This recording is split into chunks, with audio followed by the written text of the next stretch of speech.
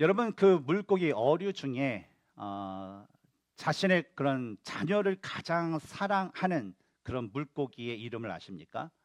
우리 이전에 한번 설교 시간에 제가 한번 소개해 준 적이 있는데 이 물고기는 자녀가 이제 아내가 부화를 하고 떠나면 그 아버지가 그 둥지를 계속 지킵니다. 어떤 누가 이 알을 먹지 못해. 근데 밥도 안 먹고 그 자리를 계속 밤낮을 지켜요. 그러다가 부화가 될 정도 되면 그 아버지는 굶어서 죽게 됩니다. 그러면 자녀들이 태어나서 이 아버지인지 모르고 그 아버지의 살을 먹는 그런 생태를 가진 고기가 있습니다. 그 이름이 바로 가시고기라는 그런 물고기입니다. 근데 여러분 이 어류에서 이 가시고기와 같이 조류 중에도 가장 자녀에 대한 사랑이 큰 그런 새가 있습니다. 혹시 그 새의 이름을 아십니까? 펠리컨, 그렇죠? 이렇게 입술 보니까 벌써 아시는 분이 있어요. 펠리컨이라는 그런 새입니다.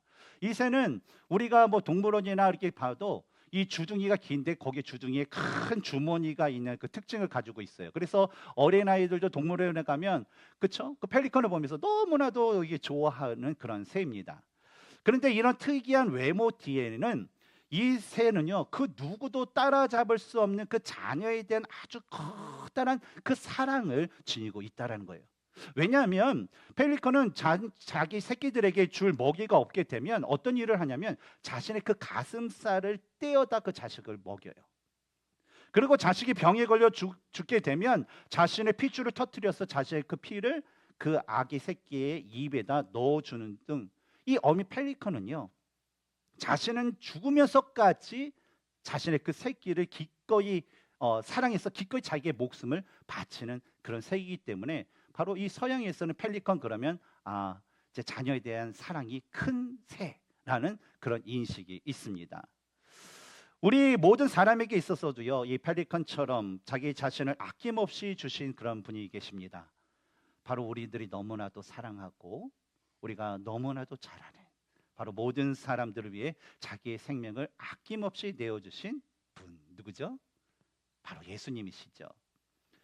오늘의 그 본문의 말씀은요, 예수님께서 십자가에 달리시기 일주일 전쯤에 이 제자들에게 해주신 그 말씀으로 2025년도 우리 교회가 더욱더 집중하고자 하는 사역인 말씀의 열매로 생명을 살리는 교회를 세우는 데 필요한 아주 중심이 되는 중요한 기준과 핵심이 되는 그런 예수님의 말씀을 담고 있습니다. 지난 10년 동안 우리 교회는요, 하나님의 은혜 가운데 거하면서요, 많은 그 복음의 사명을 잘 감당해 왔습니다. 그래서 어느 단체든 어느 교회든 10년이 지나면 어때요? 이 초창기의 어떤 그런 기간이에요. 뭐 교회가 세워지고 또 무엇인가가 셋업이 되고 세워지는. 그런데 이 11년서부터 20년기를 대략적으로 뭐라고 하냐면 도약기라고 하죠. 바로 우리 교회는 이 도약기라는 11주년의 그 해를 맞아여서 우리 교회는 하나님께서 주신 그 사명을 더욱더 우리가 감당하기 위해서 우리 성도 개개인뿐만 아니라 우리 교회가 더욱더 영적인 변화를 얻을 수 있도록 힘써야 하는 그 해를 맞이하게 됐다라는 것이죠. 하나님께서 우리에게 주신 그 사명이 있습니다. 뭐였죠?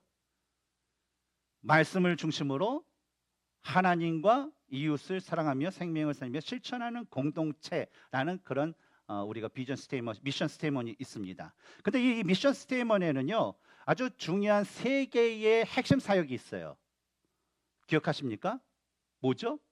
로고스, 러브, 라이프. 우리 티셔츠에 다 있잖아요. 그렇죠? 로고스, 러브, 라이프.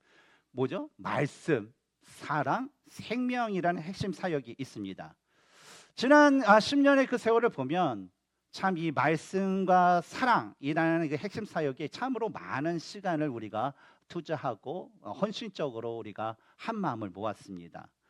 그러다 보니까 이제는 생명이라는 핵심 사역에 우리가 더욱더 또 집중을 하면서 그동안 우리가 집중했던 말씀과 사랑의 핵심 사역과 균형을 맞추어서 진짜 하나님께서 기뻐하시고 하나님 안에서 성도가 행복한 교회로 더욱더 우리가 업그레이드 될 수 있는 그 변화를 추구해야 할 그 시기를 맞이하게 되었다라는 것이죠. 우리 교회가 추구하는 생명이라는 핵심 그 사역에는요, 두 가지의 그 목표, 두 가지의 그 의미가 있습니다. 첫 번째는 뭐냐면 성도님들 개개인의 그 믿음에 있어서 말씀의 열매로 더욱더 성장하고 성숙되어가는 생명력 있는 삶을 살아야 된다는 거예요. 우리가 그리스도인으로서 살아가고 우리가 그리스도의 복음을 우리가 사명을 우리가 지키려면 누가 먼저 튼튼해야 돼요? 누가 먼저 살아 있어야 돼요? 우리 자신이 살아 있어야 돼요. 우리 자신이 영적으로 깨어 있어야 돼요. 우리 자신이 영적으로 살아 있어야 돼요. 그래야만 그 다음에 일을 할 수 있기 때문에 그렇죠. 그러니까 우리는 자라나야 됩니다. 어떻게? 영적으로.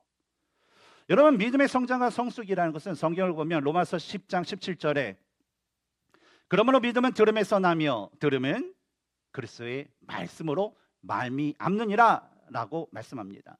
바로 하나님의 말씀을 하나님의 말씀으로 온전히 받아들이고 그 말씀을 믿고 그 말씀에 순종할 때에 무엇을 이룰 수 있다고요? 믿음의 성장과 성숙을 이룰 수 있다는 거예요. 이를 위해서 각 개인이 하나님과의 온전한 관계를 맺기 위해서 해야 될 중요한 일이 있어요. 말씀 읽고 기도하는 거예요. 근데 이 말씀 읽고 기도하는 것은요, 시간 나면 읽고 없으면 말고 내일 하고 그런 거 아니에요. 이러면 평생 말씀 읽고 기도 못해요. 내 말씀과 기도를 못해요.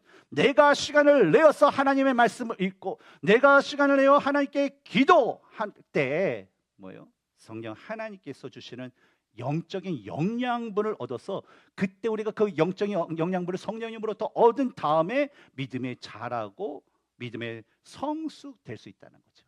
그래서 우리 이를 위해서 우리의 자아를 하나님께 내어드리면서 시간을 주님을 위해서 내고 주님을 위해서 사용하는 그런 모습이 우리에게 필요한 것입니다. 다음으로 생명의 핵심 사역에 담긴 두 번째 의미는 바로 잃어버린 영혼에게 복음을 전하여 하나님께 인도하는 어떤 전도와 선교의 삶을 포함하고 있습니다. 이런 영혼 구원에 대해서 로마서 10장 13절에서 15절을 보면 사도 바울은 다음과 같이 말씀하셨어요. 같이 한번 읽어볼까요? 시작. 누구든지 주의 이름을 부르는 자는 구원을 받으리라. 그런즉 그들이 믿지 아니하는 이를 어찌 부르리요? 듣지도 못한 이를 어찌 믿으리요? 전파하는 자가 없이 어찌 들으리요? 보내심을 받지 아니하면 어찌 전파하리요? 기록된 바 아름답도다. 좋은 소식을 전하는 자들의 발이요 함과 같으니라. 이것은요 바로 한 사람이 구원을 받는 모든 그 과정을 바로 성경의 논리대로 사도 바울이 말씀하신 거예요. 그래서 첫 번째 뭐가 있다는 거예요? 하나님과 예수님으로부터 보냄을 받은 자가 있어야 된다는 거예요.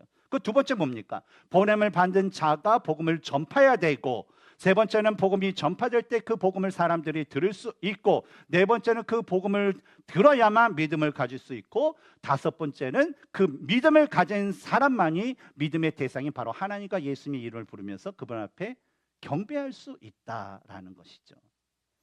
근데 여러분 이런 과정을 보면서 여러분 생각에 어떤 과정이 가장 중요하다라고 여러분 생각하십니까? 어떤 과정이 가장 중요할까요?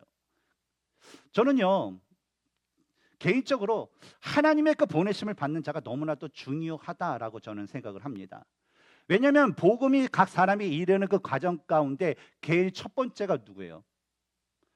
하나님의 보내심을 받는 자가 자신의 어떤 생각과 모든 것을 내려놓고 하나님의 말씀에 순종하여 복음을 전할 때에 그때서부터 뭐예요? 복음의 역사는 성령님을 의해서 착착착 이루어지면서 구원의 역사가 일어날 수 있기 때문이라는 거죠. 그러나 만약에 하나님의 보냄을 받았어요. 근데 내 생각이 많아요. 내 감정이 많아요. 그래서 하나님이 전해라 하는데 전하지 않았던 선지자가 있었죠. 기억나세요? 요나예요.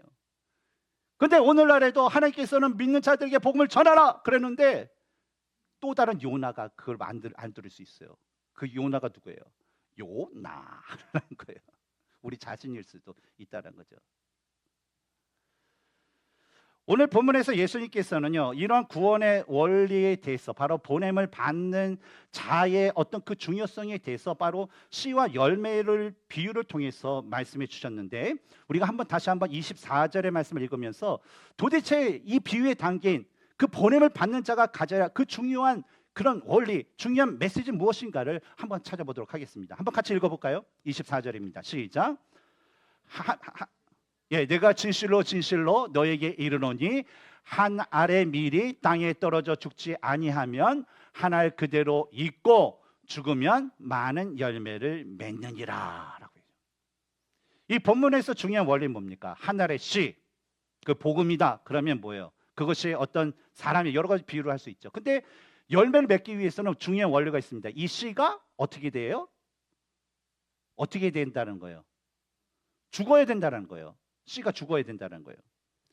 여기 본문에 나오는 하나의 씨가 땅에 떨어져 죽는다라는 것은 이제 이 농법의 그런 말로는 이제 씨가 발아한다라는 그런 의미입니다. 근데 일반적으로 이 농사를 잘 모르시는 그 분들 같은 경우에는 씨가 땅에 떨어지면 자동적으로 그냥 씨가 열매를 맺게 된다라고 생각을 해요. 그래서 저도 뭐 예전에 초등학교 때, 국민학교 때 뭐 실과 시간인가 그때 이렇게 보면 씨를 심고 그런 걸 다 배워요. 근데 씨를 심으면 저도 경험해 보면 잘 자라요. 뿌리도 내리고 자라고 뭐 그래서 뭐파 같은 거 이렇게 잘라서 먹기도 하고 열매도 먹고 그래서 아 씨는 그냥 심으면 되는구나 물도 조금 이렇게 주면 알아서 자라구나라고 생각을 하죠. 그러나 그것은요 진짜 하나는 알고 진짜 열은 모르는 그런 저와 같은 그런 사람이죠. 씨 하나의 그 씨가 발화되기 위해서는요 아주 그에 발화되기 위한 조건이 필요합니다. 어떻게 필요하냐면 적당한 수분과 적당한 온도와 적당한 산소와 적당한 빛이 있어야 된다는 거예요. 근데 이것이 이런 조건이 없을 때는요 그 씨는요 뭐예요? 발하지 못하고 그냥 죽는다라는 거예요. 그래서 우리가 어느 날 뭐 이렇게 뭐 씨를 이렇게 주머니에 넣고 다니다가 한 1년 동안 이렇게 계절도 지나고 그래서 깜빡해가지고 놀 때 그 다음에 옷장에서 챙겨보면 주머니에 씨가 있는데 그 씨는 어떻게 되어 있을까요? 이 조건이 맞지 않는 곳에 있었던 씨, 이 씨는 그냥 드라이에 대해서 그냥 생명 없는 그냥 죽은 씨가 되는 것처럼 말이죠. 그렇다면 이 씨에서는 씨앗이 죽어야 많은 열매를 맺는다고 했어요. 근데 예수님께서 이 비유를 말씀하신 것은 뭐냐면 바로 예수님께서 죽으시고 많은 구원의 열매를 맺으셨던 것처럼 우리가 죽어야 많은 열매를 맺을 수 있다라는 그런 말씀이다라는 거죠. 그렇다면 이런 그 죽음에 대해서 도대체 우리는 어떻게 죽어야 된다라고 예수님께서 말씀하실까요? 바로 우리의 뭐 육신적인 목숨을 이렇게 끊는 거, 뭐 그런 걸 얘기할까요? 결국 그건 아니죠. 여기서 말하는 것은 뭐냐면 예수 그리스도의 죽음과 부활처럼 우리의 그런 자아가 그리스도 안에서 죽고 그리스도로 인하여서 거듭나야 되는 그런 삶을 살아야 된다라는 것을 의미합니다. 이런 죽음에 대해서 예수님께서는 본문 26절에 자기의 생명을 사랑하는 자는 잃어버릴 것이요 이 세상에서 자기의 생명을 미워하는 자는 영생하도록 보존하리라 라고 말씀하셨는데 바로 뭡니까? 이 세상에서 자신의 생명을 미워하는 것이다 라고 얘기합니다. 이것이 뭐예요? 우리가 죽는 거예요. 이것은 뭐 내가 미웠어 막 꼬집고 막 그런 것이 아니라 인간은요 예수님을 믿지 않을 때는 항상 자기 중심적이에요. 그래서 내가 보호되고 나를 위해서 살아가요. 모든 것을 생각하고 모든 것을 일하고 모든 것을 행동해요. 그러나 예수님 믿는 자들은 어때요? 더 이상 나를 위해서 살아가는 것이 아니에요. 나를 아끼는 것이 아니에요. 누구를 위해서 살아가요? 하나님을 위해서 살아가는 것. 그것이 뭐예요? 나의 생명을 미워한다라는 그 표현에 그것이 담겨져 있는 거죠. 그리고 사도 바울은 이 말씀에 대해 갈라디아서 2장 20절에서 뭐라고 얘기하냐면 내가 아니라 오직 내 안에 그리스도께서 사시고 구원 오신 그 하나님의 아들을 믿는 믿음 안에서 사는 것이다 라고 얘기를 합니다. 바로 뭘 얘기합니까? 우리가 죽어야 되는 거 어떻게 죽어야 되냐? 바로 내 자아가 예수 그리스도와 함께 합하여 죽고 예수님으로 말미암아 온전히 거듭난 자로서 예수님의 말씀과 또 그분의 뜻대로 살아야지만 뭘 열매를 맺을 수 있어요? 열매를 맺을 수 있는데 어떻게? 많이 맺을 수 있다라고 말씀하신 것입니다. 그렇다면 우리가 예수님과 함께 죽은 후에 어떤 열매를 맺기 위해서 우리는 좀 힘써야 할까요? 첫 번째로 우리는 하나님께 드리는 예배에 그 집중하는 그런 모습으로 우리 열매를 맺어야 됩니다. 여러분 예배는 뭡니까? 예배 뭐 여러 가지 그 정의가 있겠지만 여러분 매주마다 이게 오시잖아요. 주일마다 예배 드리러. 예배가 뭡니까 도대체? 예배라는 것은요 여러 가지 정의가 있지만 또 한 가지 분명한 건 바로 예배는 우리가 믿는 대상 바로 하나님과 예수님이 우리의 창조주가 되시고 우리의 구원자가 되신다는 그 고백을 하나님 앞에 드리는 거예요. 그리고 그분께서 우리 삶을 통치하시고 우리 삶 가운데 역사하시는 그 하나님의 위대하심으로 인해서 그 주님으로 인해서 변화받은 내가, 그 주님으로 인해서 구원받은 내가 하나님의 자녀로서, 하나님의 백성으로서, 하나님의 청지기로서, 하나님의 종의 그 모습으로서 겸손히 주님 앞에 엎드려서 경배하는 그 주님의 주님 되심을 인하여서 내가 경배 드리는 것, 그것이 바로 예배다라는 거죠. 그러나 자기 자아가 살아있는 사람은 자신의 삶이 주님이 될 수가 없어요. 하나님이 될 수 없어요. 예수님이 될 수 없어요. 누가 돼요? 바로 자기 자신이 될 수밖에 없어요. 그렇기 때문에 예배 시간에 하나님께 마음과 정성을 다 드려 하나님을 경배하기보다는 마치 자신이 예배를 받으러 온 자처럼 행동하기 때문에 결코 하나님 앞에 온전한 예배를 드릴 수 없다라는 것이죠. 여러분, 세상의 왕, 예를 들어 세상의 왕, 뭐 대통령이든 또 여러분이 다니는 회사의 뭐 CEO든 그런 분들 앞에 만약에 미팅 약속을 받고 간다면 여러분은 어떤 모습으로 갑니까? 우리가 세상 왕의 앞에 갈 때도요, 그 약속이 있다면, 그 정해진 시간이 있다면요, 그 시간을 지켜요. 아니요, 어떻게 더 일찍 가요. 기다려요. 늦을까 봐. 그리고 예의도 지키죠. 그리고 그 왕이 그 말씀할 때에 뭐예요? 집중을 하는 게 바로 우리가 세상 왕이라고 하는 그런 사람들에게 행하는 모습이에요. 그런데 만약에 하나님께 드리는 예배의 모습이 이러한 세상의 왕에게 행하는 모습보다 못하다, 그러면 그 모습은 과연 하나님을 자신의 왕으로 섬기고 예배 드리는 자의 모습일까? 라는 그런 질문을 했을 때 결코 그럴 수 없다라는 겁니다. 우리 라이프 공동체는 지난 한 해 동안요, 우리를 구원하신 하나님의 사랑과 은혜에 그 감사하고 또 하나님께서 행하실 그 모든 일들을 통해서 그 하나님의 하나님 되심을 경배하고 예배 드리기 위해서 참으로 열심을 내었습니다. 그래서 우리 주일 예배도 힘쓰고 금요 찬양 예배도 힘쓰고 또 새벽 기도에도 힘쓰고 여러분의 삶 가운데 여러분의 삶이 진짜 하나님이 기뻐하시는 거룩한 산제사가 되기 위해서 그 살아있는 그 삶의 그 예배를 드리기 위해서 너무나도 지난 한 해 동안 너무나도 열심히 달려왔습니다. 우리 옆에 분들을 보면서 한번 수고하셨습니다. 한번 인사하겠습니다. 수고하셨습니다. 근데 그 일을 위해서 누구보다도 또 자신의 자아를 내고 솔솔수범하신 그런 분들이 있어요. 그러면서 진짜 누구보다도 겸손하게 하나님께 예배 드리기에 힘썼던 그런 분들이 계세요. 바로 우리 교회 찬양팀 팀원들과 우리 멀티미디어 우리 팀원들인데 한번 이 시간을 통해서 한번 그분들을 우리 박수로 격려하겠습니다.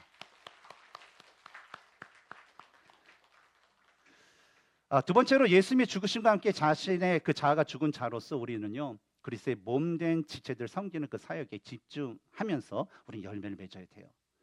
여러분, 세상의 가치관으로 볼 때에 그리스도의 몸된 지체를 섬기는 것은 어떻게 보인다라고 생각하십니까?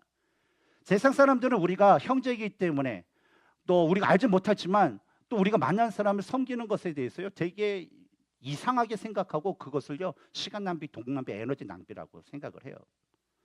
왜냐하면 세상 사람들이 남들을 섬길 때는요 항상 자기 중심적이고 어떤 그 이유가 있기 때문에 그래요. 어떤 이유냐? 그냥 내가 좋아하기 때문에. 그리고 저 사람에게 내가 좀 하면 뭔가를 내가 그분으로부터 얻을 수 있기 때문에 세상 사람은 그래서 섬겨요. 대부분 사람들. 안 그러신 분도 뭐 있긴 있죠. 그래서 자신이 좋아하는 사람이거나 유익을 줄 수 있는 사람, 그래서 그런 사람들을 섬기기를 너무나도 좋아하고, 그렇지 않은 사람들은 그냥 바이패스하는 그런 경우가 있죠. 그러나 그리스도인의 섬김은요, 이 세상 사람들이 생각하는 그 섬김과는 전혀 다른 그런 섬김입니다. 예수님께서 말씀하시는 우리 그리스도인들이 해야 할 그 섬김은요, 세상 사람들처럼 자신이 좋아하는 사람은 섬기고 또 좋아하지 않는 사람은 섬기지 않는 어떤 인맥 관리와 유익 차원의 그 섬김이 아니라는 거예요.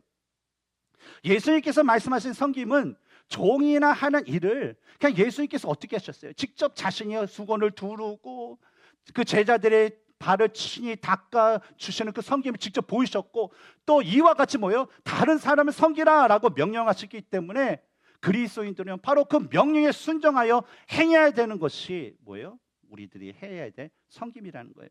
그래서 교회 안에서도 그 누구도 하지 않고 그 누구도 하기 싫어하고 그리고 본인이 구태여 할 필요도 없는 일이지만 주님께서 명령하셨기에 그리스도의 몸된 교회와 성도들을 돌아보면서 필요한 부분에서 돌보고 필요한 어떤 음식을 대접하고 또한 안내를 하고 재정적으로 돌보고 시설 관리를 하는 등 여러 가지 일들에 대해서 바로 우리는 섬기하는 것이죠. 근데 이런 섬김의 일은요, 사실 우리의 의지로는 꾸준하게 끝까지 감당하기는 너무나도 힘듭니다. 왜냐하면 교회는요, 10사람이면 10사람 생각이 다 달라요. 그래서 10사람이 다 다르기 때문에 다른 얘기가 다 나와요. 그래서 그런 와중에 때때로 다른 형제와 자매가 무심코 던진 말과 무심코 행하는 그 행동을 인해서 그 얘기를 듣는 사람의 그 행동을 받는 사람은요, 마음의 치명상을 얻을 수 있는 그런 어려움의 그런 일들이 있다라는 거예요. 그래서 이러한 그 섬김, 교회 안에서 섬김은요, 저는 마치 이 십자가와 같다라는 그런 생각이 들어요. 십자가와 같다. 다른 사람에게 당하는 속상한 십자가, 또 어떤 사람에게 모욕과 같은 어떤 그런 것을 받아서 하는 그 어려움의 십자가, 또 억울함의 그런 십자가, 너무나도 힘든 어떤 그 십자가, 또 이게 성경에다 보니까 좀 비굴해 보이는 어떤 비굴해 보이는 십자가 등등 그 모든 것들이 진짜 감당하기 십자와 같은 일들이 바로 우리가 해야 될 그 섬김의 그 자리에 있기 때문이라는 것이죠. 그러나 확실한 것은 예수님의 말씀에 순종하여서 그 모든 십자가를 내가 짊어지면서 섬김에 힘쓰면서 예수님을 따라갈 때에 하나님께서는 이러한 우리들의 모습을 반드시 기억하시고 이러한 모습에 대해서 분명히 그에 대한 합당한 축복을 내려주시리라 저는 믿습니다. 예수님께서 본문 25절에 자기의 생명을 사랑하는 자는 잃어버릴 것이요 이 세상에서 자기의 생명을 미워하는 자는 영생하도록 보존하리라 라고 말씀하신 것처럼 예수님은요 자신의 생명을요 마치 세상에서 버림받은 자처럼 내어주셨어요. 그래서 비굴해 보이기도 하고 어려움도 있고 억울함도 있고 창피함도 있고 고난도 있었지만 그럼에도 불구하고 하나님께서 원하시는 그 말씀대로 순종함으로 인해서 자신을 통해서 많은 사람들이 예수님을 통해서 구원받는 그 은혜를 얻게 하셨다는 거죠. 그리고 실제로도 어때요? 이런 구원의 역사는 어때요? 실제적으로 이루어졌고 이에 대한 증인이 누구예요? 바로 오늘날 이 자리에 모인 예수님을 믿는 우리들이 바로 그에 대한 증인이다라는 겁니다. 마찬가지로 구원받은 우리가 하나님의 말씀에 순종하여서 자기의 자아를 그리스도의 십자가에 못 박아 죽이고 성령님의 통치하심과 인도하심을 우리가 따라갈 때에 비록 세상 사람들이 보기에 우리들이 섬기는 것이 여러 가지 감당하기 힘고 괜히 쓸데없이 짓는 그런 십자가일지라도 우리가 하는 희생과 섬김은 결코 없어지는 것이 아니라 바로 오히려 주 안에서 우리 자신이 영원한 생명을 얻고 하나님부터 충만한 은혜를 얻을 뿐만 아니라 이러한 것들이 차고 넘쳐서 다른 이들에게도 그 생명을 얻게 하는 그런 구원의 역사, 구원의 그런 열매가 맺어질 수 있게 되는 것입니다. 그런데 이와 같은 놀라운 은혜의 그런 축복과 그 약속이 바로 이 섬김이라는 것에 담겨져 있다는 거예요. 그렇다면 예수님의 말씀에 합당한 그 섬김을 위해서 우리가 지어져야 할 그 십자가, 그것을 우리가 지면서 섬기는 것이 옳을까요? 아니면 그 십자가를 거부하는 것이 옳을까요? 저는 예수님의 말씀대로 자신의 그 자아를 죽이고 예수님을 위해 섬김의 삶을 사시는 분들에게 하나님께서는요 그건 넘치는 축복과 은혜를 주실 줄 확신합니다. 그리고 여러분 그런 행하는 모든 분들에게 그런 축복이 있기를 저는 간절히 기도합니다. 우리 공동체도요 지난 한 해 동안 이 섬김의 사역에 참 열심을 냈습니다. 참 너무나도 감사해요. 진짜 수고하고 애쓰는 모든 성도님의 모습을 볼 때 참으로 귀하다라는 생각 때문에 하나님 옆에 날마다 감사의 기도를 드리곤 하였습니다. 근데 그 와중에서도 이런 섬김 가운데 진짜 앞장서셨던 그런 분들이 있어요.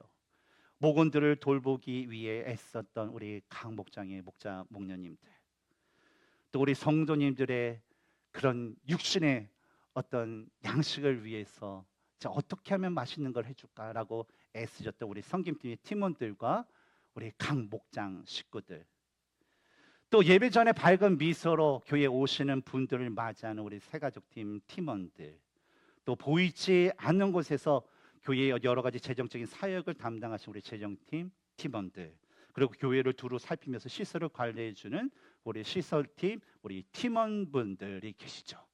오늘 이 시간 뭐 한 분 한 분 일으켜서 앞으로 나와서 좀 우리 격려하고 싶지만 시간상 못하는데, 그래도 우리 좌우에 그런 분들 아시잖아요. 우리 한번 그분들을 박수로 우리 격려하도록 하겠습니다. 세 번째로, 우리는 예수님의 죽으심과 함께 자신의 자를 죽인 자로서 우리는 복음 전파 사역에 집중하면서 열매를 맺어야 됩니다. 고린도전서 1장 18절을 보면 십자가의 도가 멸망하는 자들에게 미련한 것이요 구원을 받는 우리에게는 하나님의 능력이다라고 말씀하셨습니다. 우리가 주님이 오시는 날까지 전해야 될 그 십자가의 도, 바로 그리스도의 그 복음에 대한 오늘날 이 세상 사람들의 그 반응은요, 차갑다 못해 상당히 적대적입니다.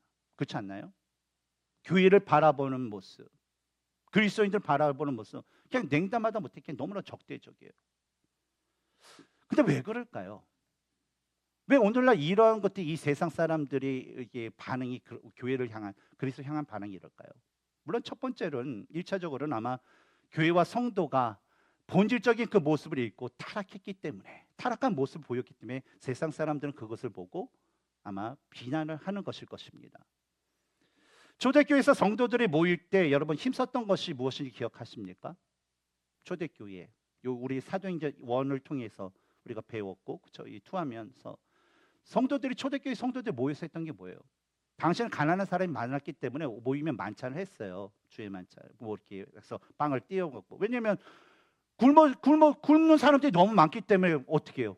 그냥 말씀이 중요하니까 굶으더라도 그렇게 하십시오 할 수 없잖아요. 그러니까 배를 채웠어요.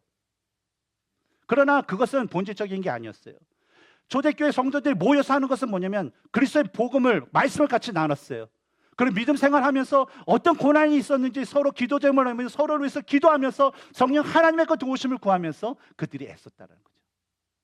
그리고 그 초대교회 성도들이 그 교회에서 헤어져서 나가서는 뭐 했을까요?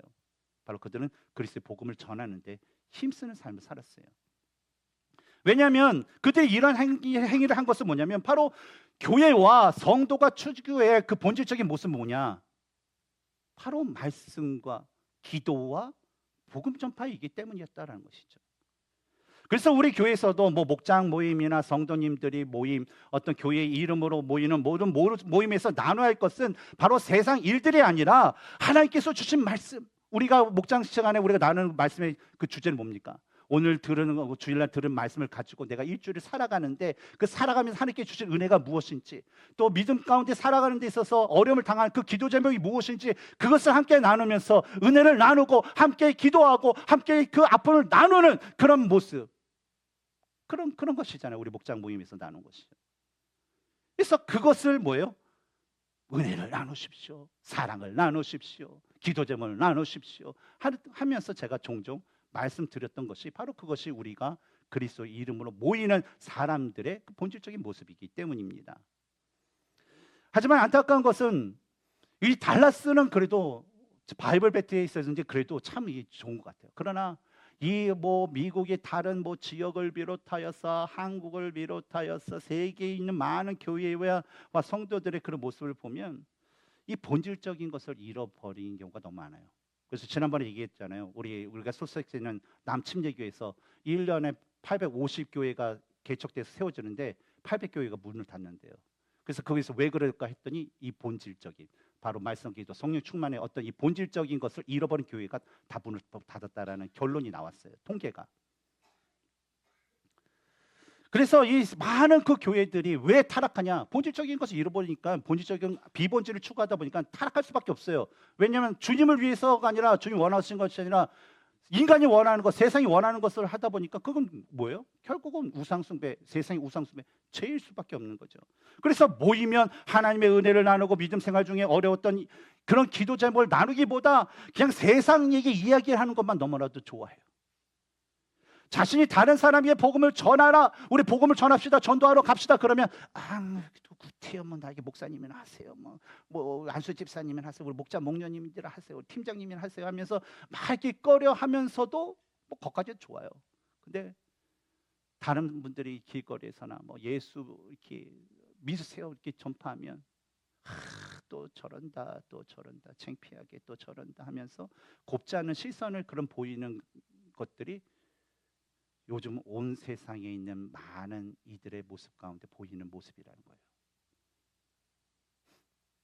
그런데 여러분, 세상 사람들이 복음에 대해서 거부감과 적대감을 갖는 거, 또 교회와 성도가 타락하는 거, 또 복음 전파에 대한 부정적인 태도를 갖는 것에 대해서 일차적인 우리들이 타락했기 때문에 그래. 그래서 우리 회개를 해야 돼요, 여러분.